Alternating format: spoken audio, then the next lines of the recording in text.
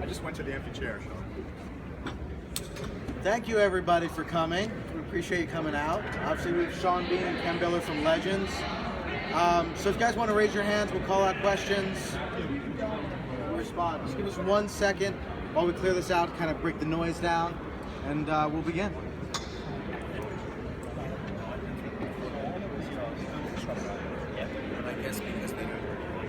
Hey guys, anyone that's still? It's very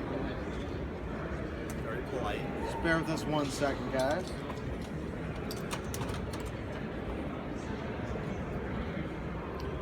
All right, let's begin. Who wants to go first? Someone's good. There we go, in the back.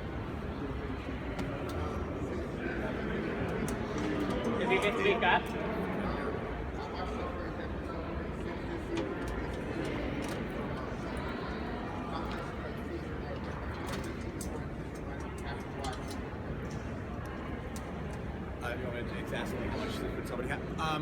My hope is that the audience could come into it without having watched season 1. That we give them enough in that first episode that it will feel like they're coming into a new show. But I also wanted to honor the audience that had watched in the first season. So if you did watch the first season, the show will line up for you. And really, by the time you get to the end of the season, it will make some things in season 1 connect for you. But I really, the challenge that I tried to set for myself was to say it's really kind of a new show with the same central character, and I hope that you can get grounded pretty quickly and not worry about what happened before. Back.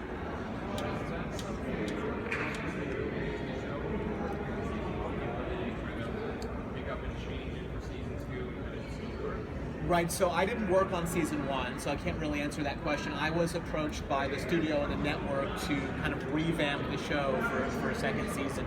So I don't think that that was something that was contemplated in season 1. It was something that happened after the fact.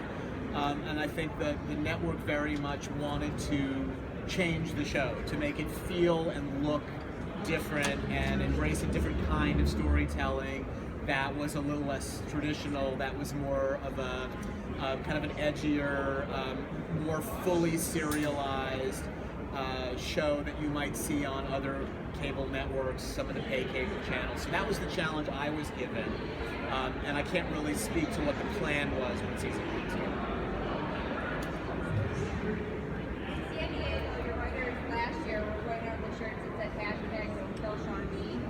How much input on that did you have? None at all. I didn't even know about it until I turned up at the press conference. So that kind of, that was kind of sprung on me, but I kind of sort of, the kind of funny side. It's kind of gone now.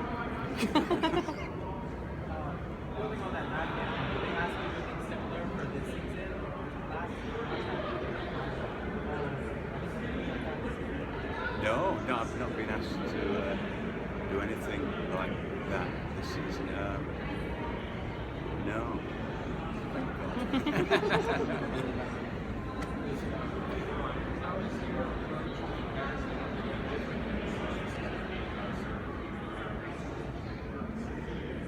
I think there's a lot more thought gone into the actual the story, or the story, the one big story. Storylines, in that it's not a series of episodes, which I think it was last year. It was a series of episodes that had villains that died at the end and things like that. It was a bit predictable, in my opinion. And I feel this year with Ken and kind of being at the helm, he's developed a very rich, kind of diverse kind of environment, which all these very dark and diverse characters can thrive. Which is brilliant for me because I have something very real and deep to play off, and it's not just a series of stories.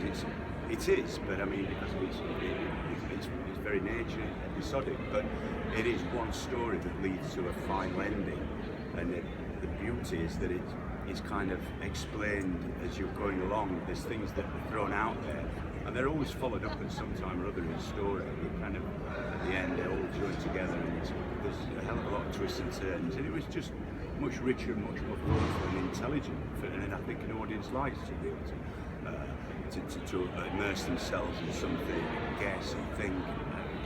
You know, they're not stupid. You know. Hi.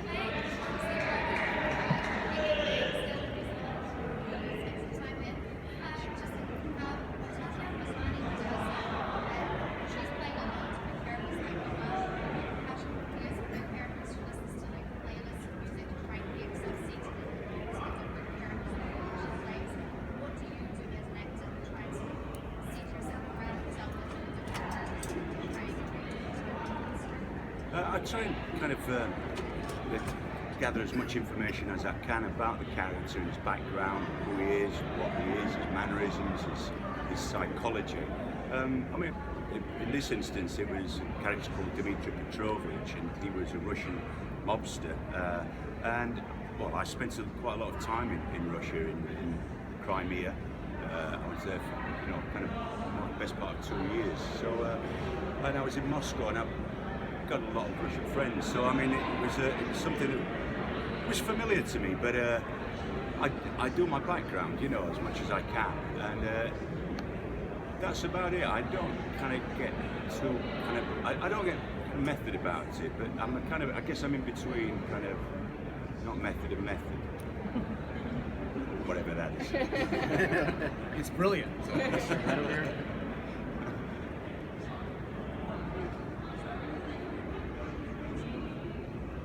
Sorry, can you say it again?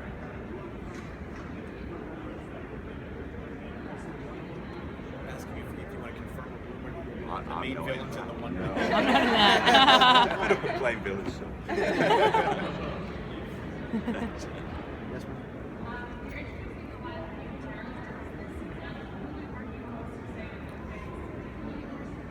Oh boy, it's a long list, but we have some really, really brilliant actors in the show this year. So we do have Morris Chestnut back very briefly for a few episodes, and he does take his shirt off. I will tell you that. That's exclusive. You heard that here first. But no. One of the main characters of season 2 is a character called Curtis Ballard, and he's played by a wonderful actor called Steve Kazee, who won a Tony Award for Once in New York here a few years ago, and he just did some great work last year on Shameless. He's a really brilliant actor. He plays a very complicated character called Curtis Ballard, and so very excited for audiences to get to know him. We have a brilliant young Irish actress called Aisling Franciosi, who, for people who've watched The Fall, she has a very significant role in The Fall, and she plays a very significant role in this show. Her character is called Kate Crawford, and her relationship with Sean's characters is really kind of the emotional center of the story that we tell for the whole season. And we have a wonderful Czech actress called Klara Isova, who's actually a big star in the Czech Republic. She's done like 30 films, and she's really brilliant. She plays a character called Ilyana Zakaeva, and she's really great. So those are like 3 of them, but I think there's just I mean, we could go on and on, Yes. right? I mean, it's a big cast, but we've got some really brilliant actors, and they're not such familiar faces, you know, they're new, fresh faces for people to get to know, and I think the audience, I hope, is going to embrace them. And like Sean said, you know, we really dig into their characters, so we really get to know them. If the audience invests in the show, over the course of the 10 episodes, they really will get to know a lot about all these characters. Next question. Were you pressured at all to have any cameos or callbacks? I wasn't pressured at all. I was asked to use my imagination to come up with a new approach to telling the story, and I have to say that the studio, Fox 21 and the network TNT, were really fully supportive of the approach that I came up with, and once Sean was on board, they really didn't pressure me at all. We did think it was important mutually, I thought so too, to have a link for the audience that had seen season 1, to have a link that would join the stories together, and that was the impetus for including Morris's character, Tony Rice. We only had Morris available for a limited number of episodes because, of course, he had a new show coming on, but he very graciously came to London and Prague and did a few episodes with us. So that was important to me for the audience, but no, there was no pressure. Sean, has there been any location that you didn't want to go to that more than another? Yes, I guess one of them was New Zealand. Lord of the Rings. That was a wonderful experience. It really was. It was a kind of magical time, you know.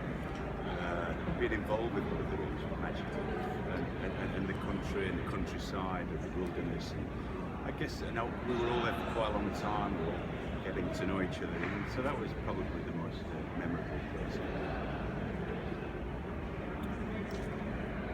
Next question, right here in the front. What can the fans from season 1, what do you think they're going to love the most about season 2? Well, I hope they love that they're actually going to get an answer to who Martin Odom is, who he really is. So if they invest in the show and they watch for 10 episodes, they won't be teased. They'll be given an answer, and I think it's a pretty interesting one, I hope. And of course, they'll get lots of Sean Bean, which I think is great. I mean, really digging his teeth into two roles, you know, not jumping around from character to character, but playing two characters that are really different from each other, but ultimately we start to realize how they're connected. And I think what they'll get is a kind of a richer exploration of the characters. And of course, you know, the show is very character-based and very psychological and emotional this year, but I do think we honor the spy thriller aspect of it. So I think they will get the intrigue of a spy show and a lot of mystery and a chance to play along and put pieces together. So I hope that they will enjoy that.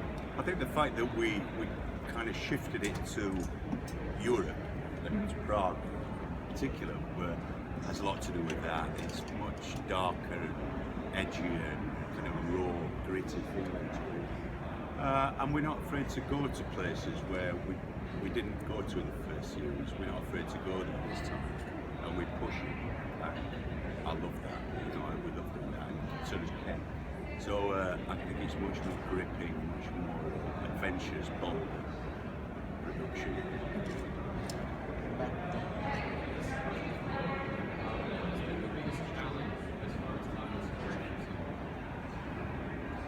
I think for me it was, as Ken just mentioned, it was playing a character, kind of exploring Martin Odom himself much more thoroughly this year, and the character that I was playing, the Russian Dmitry Petrovich character. I felt as though we had much more time to explore those two characters, and that was enough. You know, I feel as though it's important to focus on them and get everything out of them and let the piece breathe, rather than touching upon various different characters. I don't want, you know, in order to see how many parts can Sean be played in a series, you know, I'm not. It is kind of a challenge and it's fun, but I mean, it's more important to me to concentrate, which was enough, on two characters, Martin Odom and Dmitry Petrovich, that could give 100% to each one. And that was the most, you know, thrilling thing for me this year.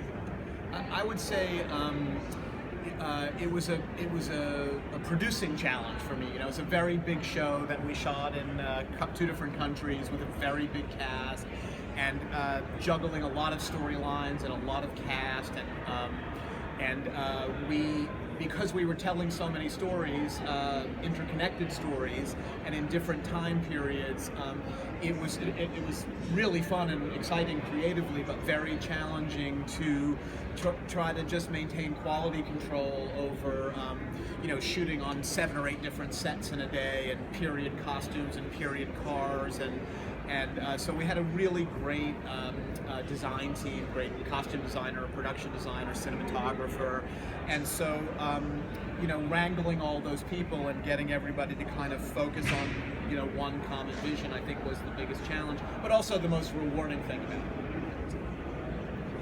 We have a question over here to the left. Sean, your character has the ability to transform into just about anyone. If you had that ability in real life, who would you choose to be? Who would I choose to be? Who would you choose to be if you could be anyone? Well, it wouldn't be Donald Trump, I'll tell you that. Actually, it wouldn't be. I guess a really talented soccer player with, I wouldn't say Cristiano Ronaldo, but yeah, someone like that. And what team would you play for, Sean? We all know. In the back.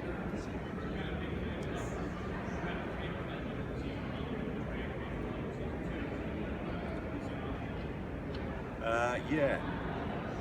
I guess the first character that I played. I don't remember either. I vaguely remember, but I don't remember. But he was a good character. Yes. The first guy. Lincoln Yes. Lincoln He was an interesting guy, and I think if I kind of wanted to explore someone more fully, it would be him. He was someone who I think has still got juice in him. Yeah.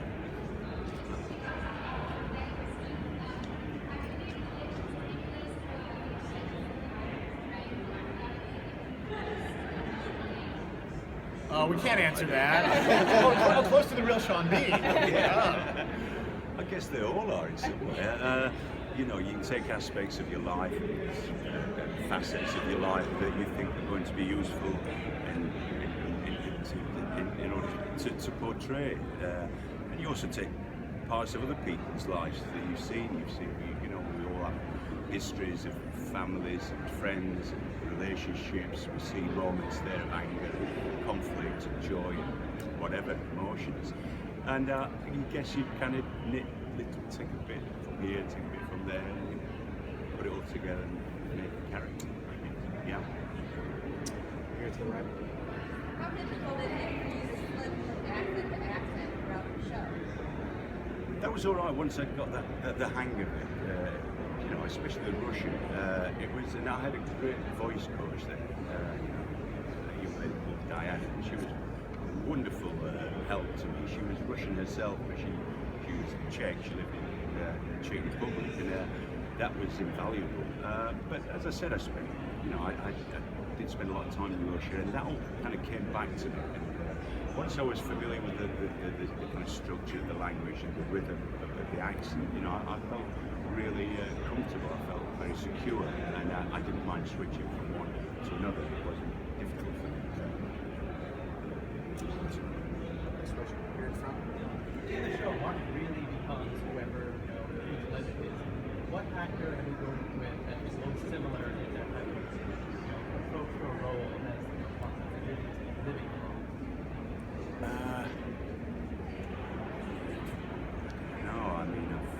I worked with Robert De Niro, and it was kind of fascinating. I worked with him on a film called Ronin, and watching him work was quite fascinating, and the amount of preparation and attention to detail was incredible. He rehearsed quite intensely.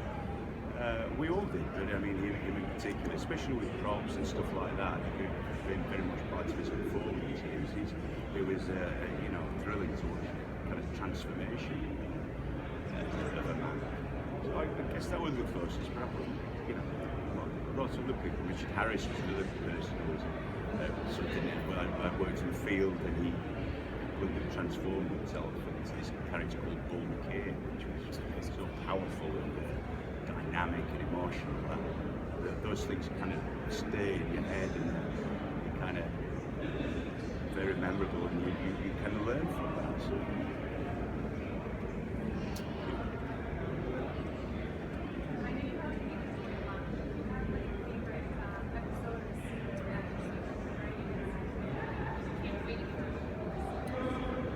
Well, it's going to sound disingenuous, but there are so many of them. But oh gosh, a favorite scene that I can't wait for people to see. Well, I think that what's really fascinating. My favorite scene in the first episode is the scene that Sean plays entirely in Russian. Not with a Russian accent, but the whole scene is played in Russian, and I just think he's brilliant. And I always talk to Sean about that scene and try to do the Russian with him. Tolsky business is the thing he says. It's just business, and so I love that scene. And I think kind of right off the bat in the show, your introduction to is not what you expect. I think that it's about subverting expectations, but not in a way that is done for its own sake, but a way that is actually in service of the characters. So I think what's really interesting about the show, which I enjoy, is that characters that you might see in the first or second episode that you don't even think are that important, suddenly when you get to episode, there's a character called Terrence Graves, who's played by a wonderful actor called Ralph Brown, and he seems to be, you know, a kind of an ancillary character in the show. He's a supporting character, and you meet him in episode 1, and you don't really think that he's necessarily connected to the larger story, and then you discover that he is. And then, if you get to episode 5, you discover more than you could possibly imagine about this guy. So for me, that was what was really interesting about the show, was to be able to dig into those characters. And I think for the audience, again, if they get invested, they might see somebody and say, oh, he's pretty interesting, and then suddenly, you know, a few episodes later, they'll realize that they're even more interesting than you thought. So I guess that's what I would say. It's a lame answer, but Center of the question. Yeah.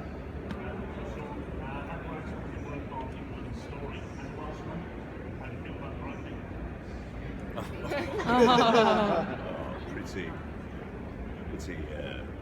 kind of lame, that. I think, I mean, it was kind of very disappointing. You know, I'm a massive rugby fan. I like to watch the internationals, but I mean, like a lot, like many people, anyway, very disappointed. Yeah. Center in the back. Sorry, could you just speak up a little bit? What sets us apart from other spy thrillers? Well, Sean Bean, first of all, I would say. And I think it's, I mean, there are, you know, lots of wonderful spy thrillers that I would, you know, be thrilled to be compared to, but I think that the show is actually very unique, and I think it's very unique in the way that it tells multiple stories. It isn't just about, it's not about the spying and the espionage. I mean, I hope that in the way that, say, Le Carré is, it really delves into the people. And we tried to approach the show this year more like a novel. You know, the storytelling is very non-linear, and so we jump from time period to time period and from character to character. And sometimes we see characters at different points in their lives or as different people. And I think that kind of storytelling, the structure of the show, and the way that informs character, I think is very unique and distinctive, and is a fresh kind of way to tell a story. And I think that it's challenging, I think, in a good way for the audience. I hope the audience is challenged by it and engaged by it. You know, you have to pay attention, but if you do pay attention, you're really rewarded. It's quite topical as well, you know, like to deal with it, like to deal with them, but it refers to issues that are, you know, currently being discussed and mentioned in the news. I think that's it, partly.